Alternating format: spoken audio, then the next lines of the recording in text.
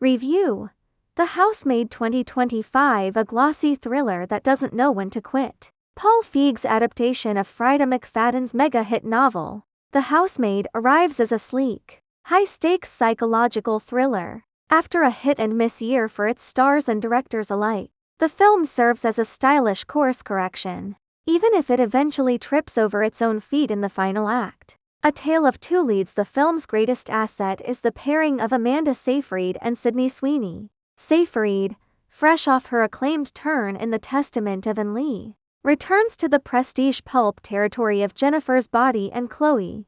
As Nina, she is magnetic, unpredictable, cruel, yet anchored by a believable love for her daughter. Sweeney, recovering from a rocky 2025 following the disappointments of Christy and Eden, delivers her best work of the year as Millie. The two are perfectly matched, fueling the film's tension as their power dynamics shift. Feig's return to form. Director Paul Feig seems more engaged here than in his recent A Simple Favor sequel.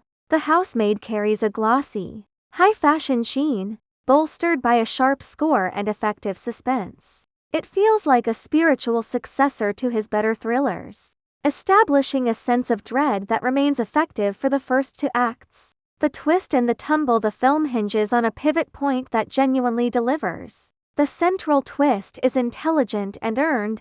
It forces the audience to re-evaluate everything they've seen without relying on gaping plot holes. It's a rare aha, the moment that actually lands. However, the film is held back by two significant flaws. The 50 Shades problem.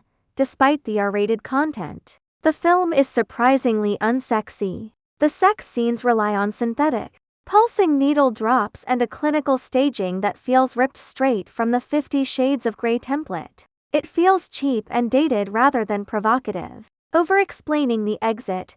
The most frustrating issue is the length.